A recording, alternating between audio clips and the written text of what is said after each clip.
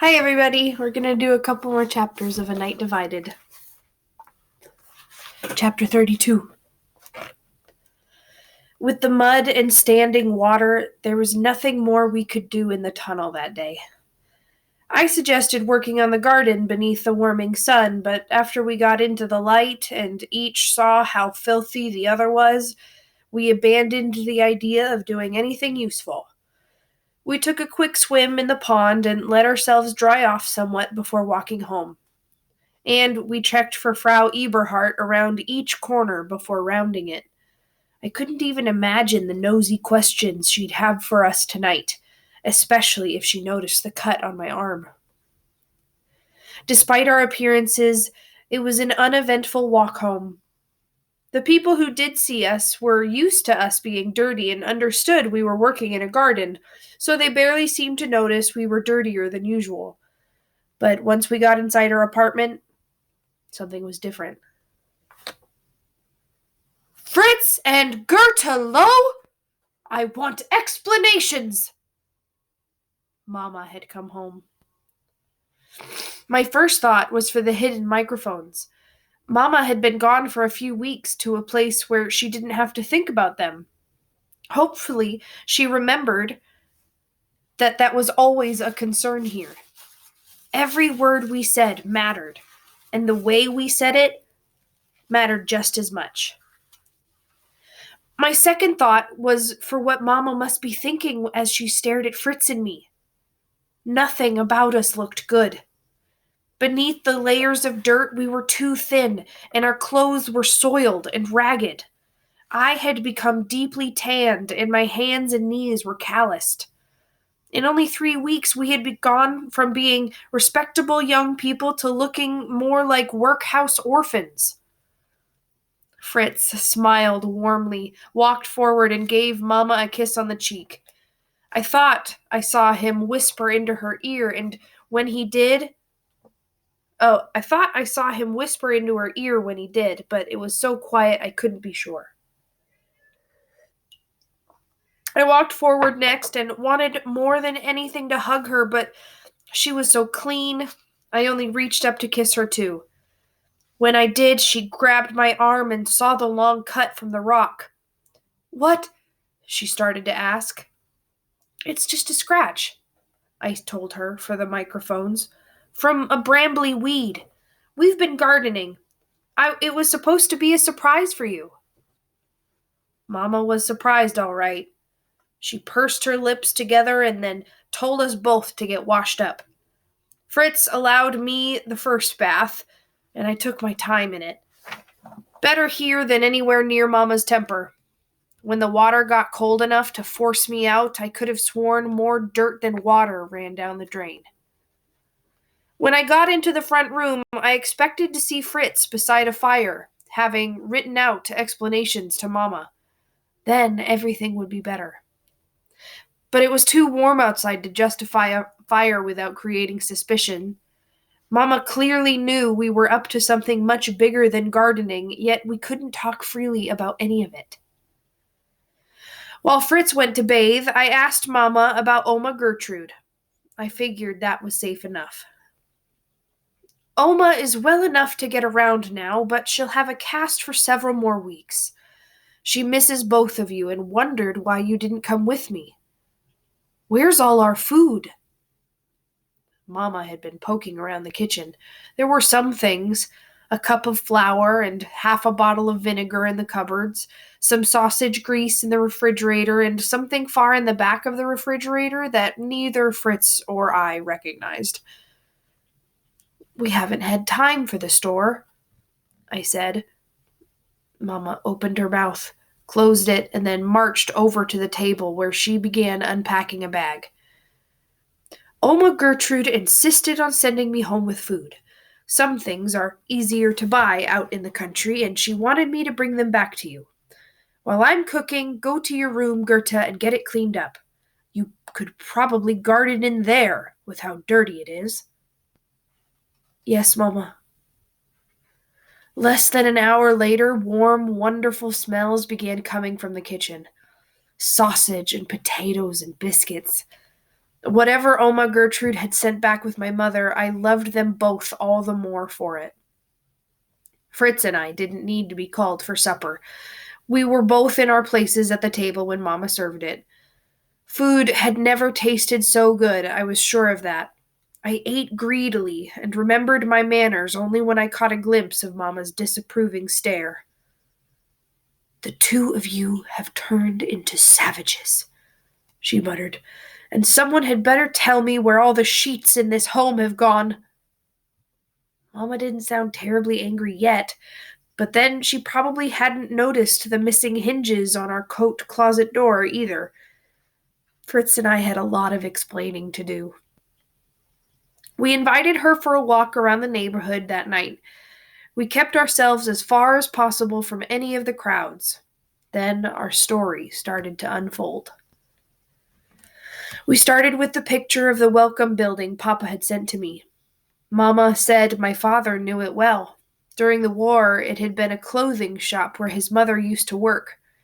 As I had suspected, he had sometimes hidden in the air raid shelter of that basement when the sirens went off. "We need to tell you about that shelter," Fritz said. We started with the easier part first, about the garden on the surface, about the clothesline set up for me to do laundry in the pond. "You'd wash my sheets in a dirty old pond?" Mother had always prided herself on her white laundry. "Goethe, that will ruin them." "They are ruined now, Mama, all of them." I took a deep breath. "But we needed an excuse to be at the pond so we could dump the dirt." "Dump what dirt?" Fritz took her hand, and in that moment I was glad that he was the older brother and that telling her was his responsibility more than mine. He leaned in to tell her, and very quietly said, "The dirt from our tunnel, beneath the wall." To her credit, Mama took the news better than we had expected. She didn't yell or faint, neither of which would have surprised me. But it took her a long time to start breathing again, and when she did, it was in loud, shallow gasps. She shook her head in disbelief and let Fritz hold her shoulders to keep her calm. "What have you done?" she whispered. "Oh, my children, why would you do this?" As the reality of our confession sank in, she pulled us into a quiet alleyway and faced each of us with horror in her eyes. I hated seeing that expression from my mother.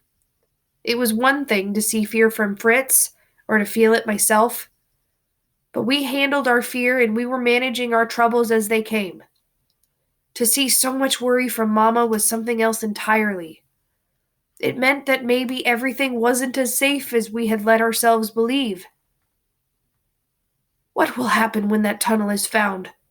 she whispered, "because it will be. They always are." "We'll be gone by then," Fritz said. "How do you know? You are working in the shadow of the wall.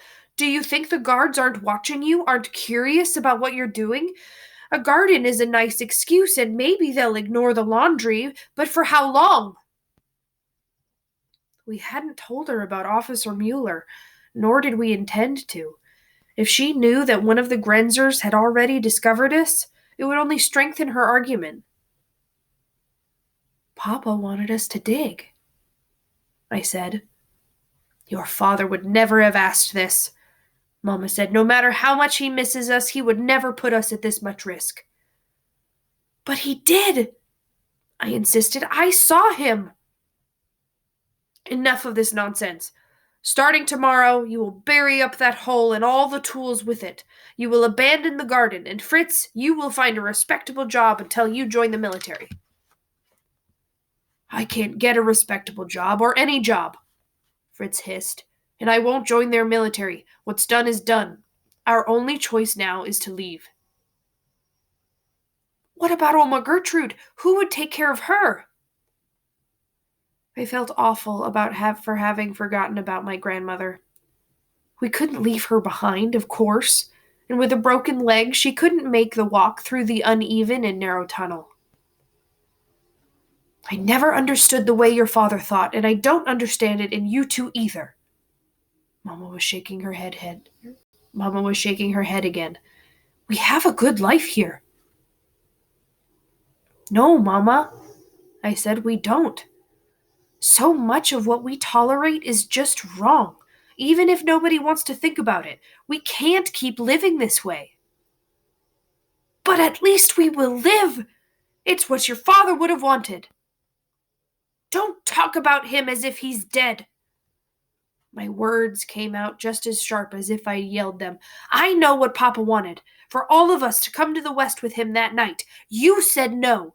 If it weren't for you, we wouldn't have had to build a tunnel, and we'd all be safe and all together. This is your fault. Goethe, that's enough. For a moment, Fritz's tone had sounded the way I remembered my father's voice. And I thought about how disappointed Papa would be if he had heard me speak so rudely to my mother. I'm sorry, I whispered to her. That wasn't true. Some of it is, she said quietly. I'm sorry for that too, that I wasn't brave when I needed to be. Mama's face seemed to have aged years during our conversation in that alleyway. I felt older too, as if the things I spent so much time thinking about were light years away from what other girls my age were doing. I no longer cared about dolls or dresses or even smuggled Beatles records. What a silly rebellion that was compared to my actions now, near treason in the eyes of my government. We'll take you to the tunnel tomorrow, I said. You'll see. Only if it's dried out by then. Fritz reminded me, it got a lot of water today. He shouldn't have said that. Mama's back stiffened, and I knew she was picturing Fritz and me swimming for our lives. That hardly helped our cause. Let's go. Mama shook off a shiver that ran through the length of her. I feel too exposed out here. We're safer at home.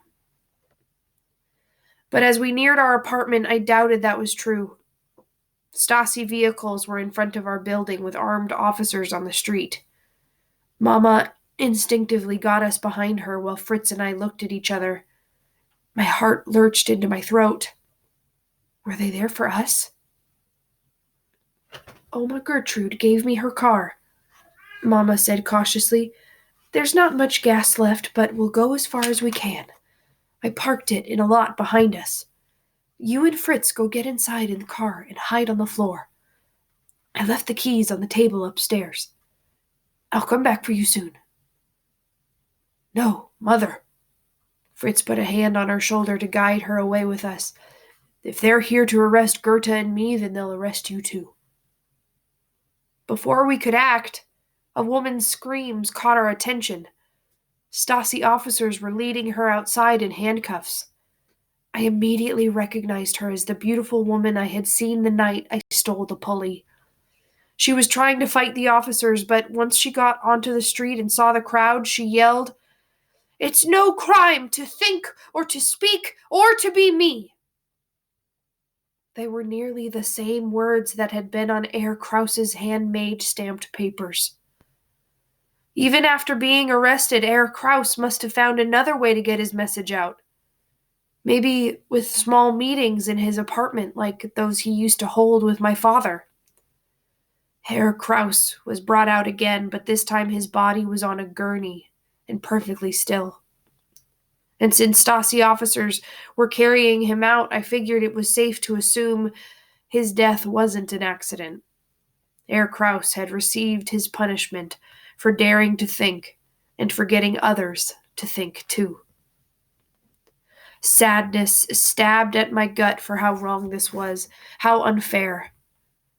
Yet I couldn't cry. I wanted to, but in that moment, fear was overwhelming every other sense in me. Whatever crimes Herr Krause had committed, it was safe to assume that Fritz and I had done far worse.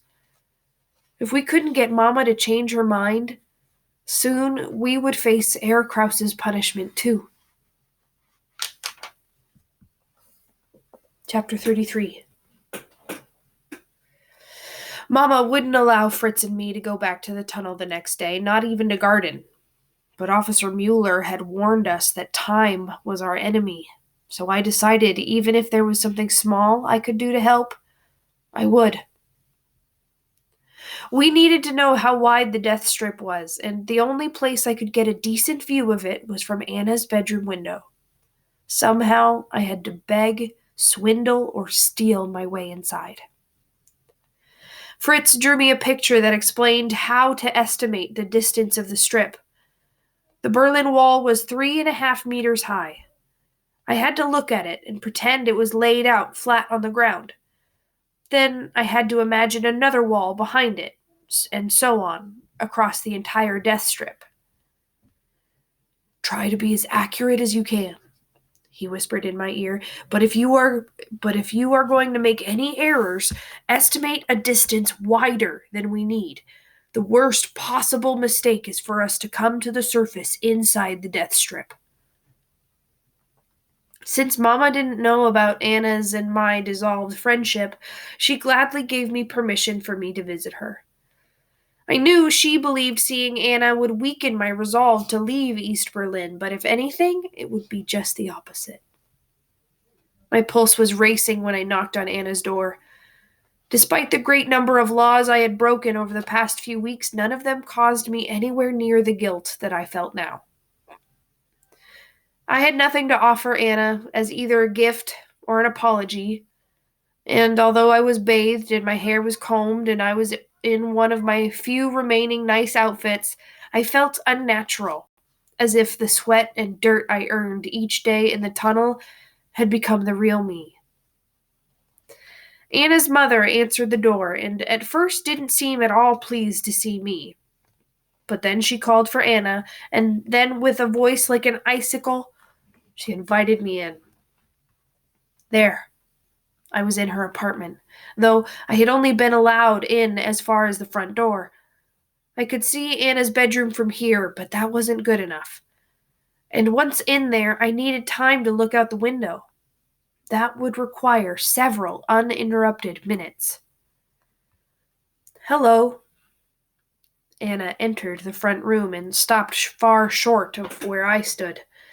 She looked as uncomfortable as I felt, but since I had come into her home, it was my job to repair things. Can we talk somewhere? I asked. In her room would have been nice, but I couldn't ask too much too fast. Besides, now that I was here with her, I really did want us to talk. Anna awkwardly motioned me toward her couch. I followed her there, and we sat on either end, so close, and yet it felt as though an ocean divided us. Or a wall. I started. You came to help on the garden, and I wouldn't let you. I've thought about that a lot since then. I'm sorry. You've changed, Goethe, Anna said. You're frustrated or angry all the time. You're jumpy around others and distant. It's almost like you're... Like I'm what? I hoped she wouldn't accuse me of trying to escape because I'd have to deny it, and I really didn't want to lie to her anymore. But I had to ask. Anna frowned. Like you're unhappy, I suppose. I miss being your friend, I said softly. That wasn't a lie. Do you? She asked, because sometimes I think you do, and then other times it's like you don't want me anywhere near you. I'm sorry, I said. I wish you could understand. I want that too. Anna looked sideways at me. Is there anything you can say to me to explain anything? The way she emphasized that final word worried me. Was she asking me to explain my odd behavior over the last several weeks? Because the answer involved telling her the biggest secret of my life, and I could never reveal that. Anna's mother came into the room to dust, and Anna quietly rolled her eyes at me. I understood. This was a tough conversation, and having an adult in the room didn't make things any easier. She stood and motioned for me to follow her. My heart jumped. We were going into her room. I would have been more excited, except that I couldn't help but feel like a traitor in the face of her trusting attitude. She wanted a chance to repair our friendship, but I was only here as a clumsy sort of spy. Anna's room was the same as it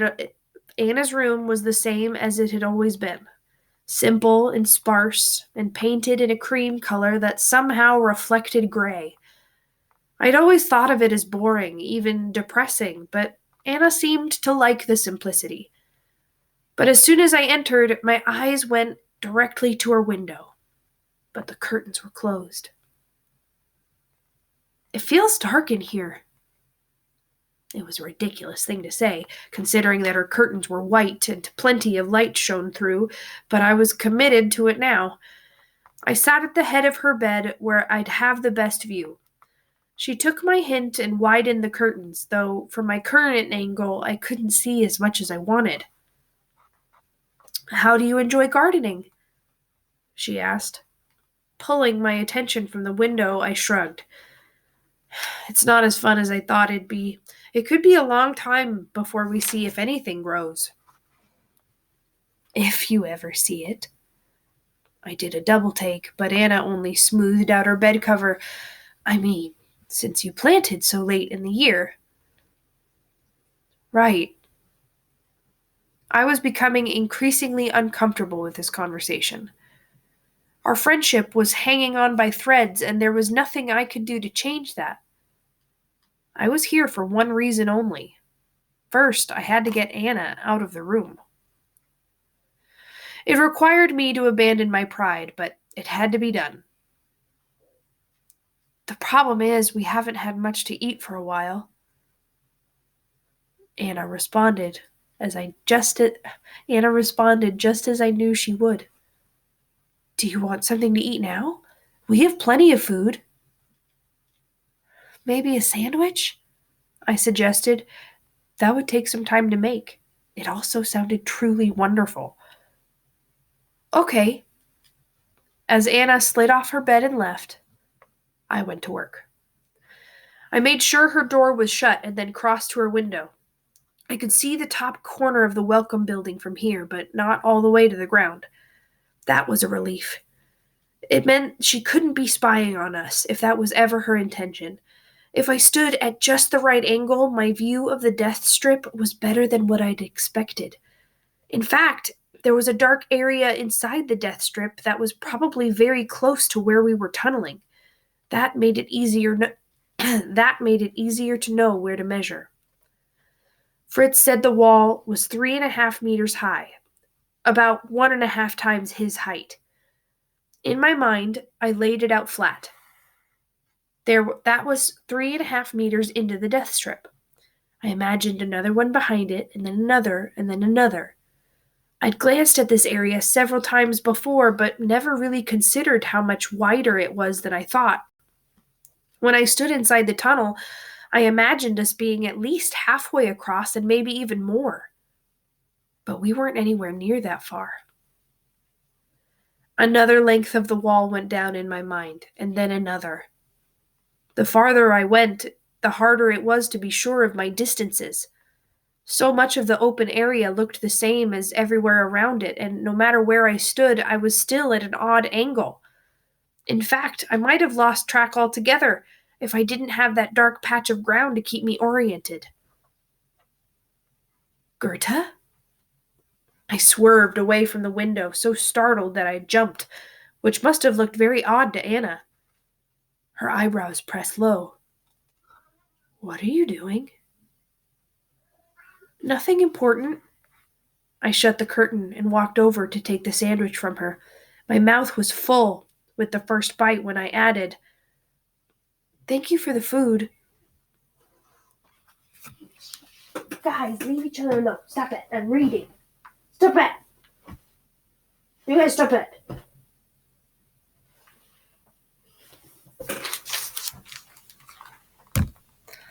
"Thank you for the food.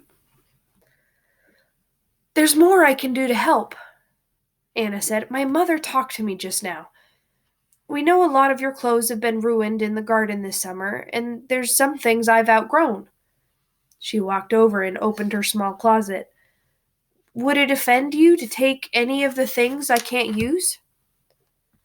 She started to pull some outfits from her closet, but my focus was on a pair of her boots on the floor.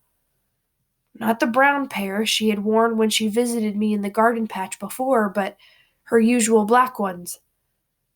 Clumps of mud still clung to the soles, and what was dry had flaked off onto the floor. I had seen so much dirt in the last few weeks that if there was anything I could recognize, it was the dark soil we had tunneled out from beneath the welcome building. Anna had been to the garden patch recently. Maybe she had gone farther than that. I forgot about the clothes Anna was laying out on the bed, and even about the sandwich in my hand. I need to go, I announced, already halfway to her door. I forgot something. Gerta, don't! Where are you going? Anna called after me. Home. I'm sorry. Was it the clothes? Did I do something wrong? Oh, yes, she certainly had. But behind her innocent facade, she had to know this wasn't about the clothes.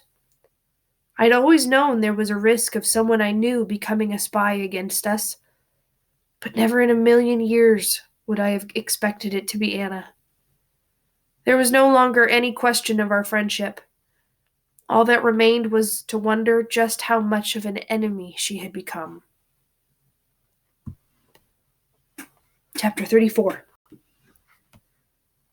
My tears had dried by the time I told Fritz the story shortly afterward, which was a good thing because he wasn't showing much sympathy for whether I had held on to a friend I was going to abandon soon anyway. His larger concern was for the dirt on Anna's boots. Are you sure the mud was on different boots than when she had come to see us before? Positive. The mud wasn't that old. Not over a day, I'd bet. You should have asked her about it. Asked her what exactly? I retorted. If she knows about the tunnel, if she's going to turn us into the Stasi? Because I didn't need to say a word. The answer to the both of those questions is pretty obvious. Okay, calm down. Fritz and I were in the basement of our own apartment building. This was our new sanctuary since Frau Eberhard patrolled the sidewalks, and since we weren't sure yet which was more dangerous inside our own apartment, the microphones or Mama. We have to assume that Anna knows, and that sooner or later she's going to tell someone. Whether it's the Stasi or not, it'll eventually get back to them. Mueller will come with them. My voice wavered, revealing too much of my fear of him. He already told us what he'll do when that happens. Then we have to finish. Fast. Fritz paced a moment, then finally sighed and shook his head. Did you get a chance to measure the death strip? Sort of. Anna came in before I'd finished, but I got a good start. It was hard because I got distracted a couple of times and I thought... How wide? 100 meters. Fritz let out a low whistle and almost staggered to a nearby crate where he could sit down. We're not even halfway. He cursed and kicked at another box next to him. Hoping to keep his spirits up, I said, Let's dig it smaller then. We can walk that distance hunched over or even crawl through. That'll help, Fritz said, but we need to take weeks off our time, not days. What if we ask Officer Mueller to dig with us? We can't trust him. He told us that himself. I shook my head fiercely. With a shovel in one hand and a gun in the other, which will he use when Anna calls the other officers to check out the tunnel? You told me that you got distracted, Fritz said. Maybe you were off on your count. I might be off up by a few meters, but not 20 or 30. And I know I was accurate almost to the halfway point because there was this dark spot on the strip almost where our tunnel ended. For the first time, I thought about the chance of that, of a dark spot so close to the tunnel. That couldn't be a coincidence. Fritz had caught on as well. What do you mean, a dark spot? I saw it from far away, and that's just what it looked like at the time. My breaths became shallow as I realized what I must have seen. But I don't think it's a spot. It might be a shadow. I think the ground is sinking where we've dug it. Fritz leapt to his feet. Come on, we've got to go see it for ourselves. Even as I followed him, I said, We're not allowed to go there. Mama doesn't. There's no time to explain.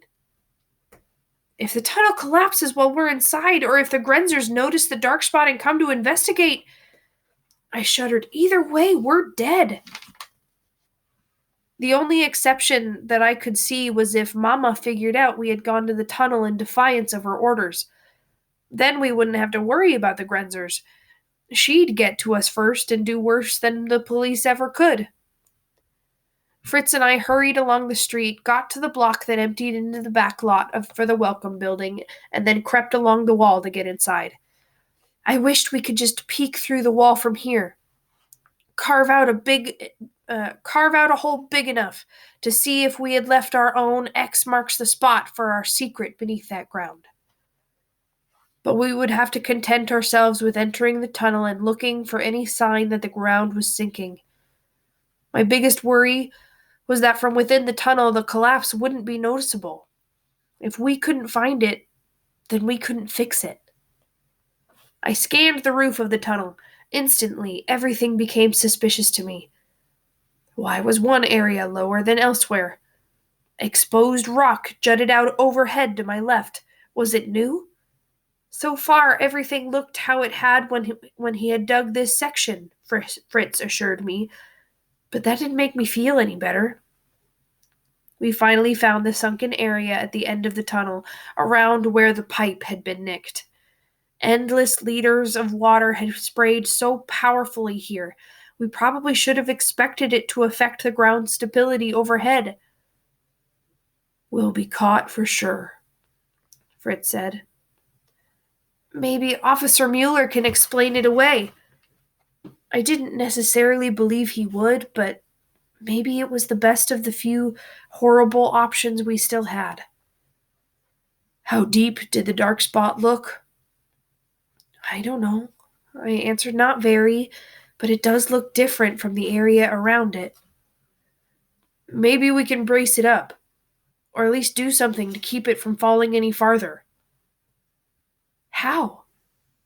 Fritz already had the answer. I'm a bricklayer. I can build supports overhead, maybe even raise some places if the ground is still soft enough. But the brick will be expensive and too suspicious to purchase. There's brick upstairs, I said. Maybe even a bag of mortar, too. Then I'll get started right away, Fritz said. Help me get it carried downstairs. I was already on my way. We'll do a couple more chapters later.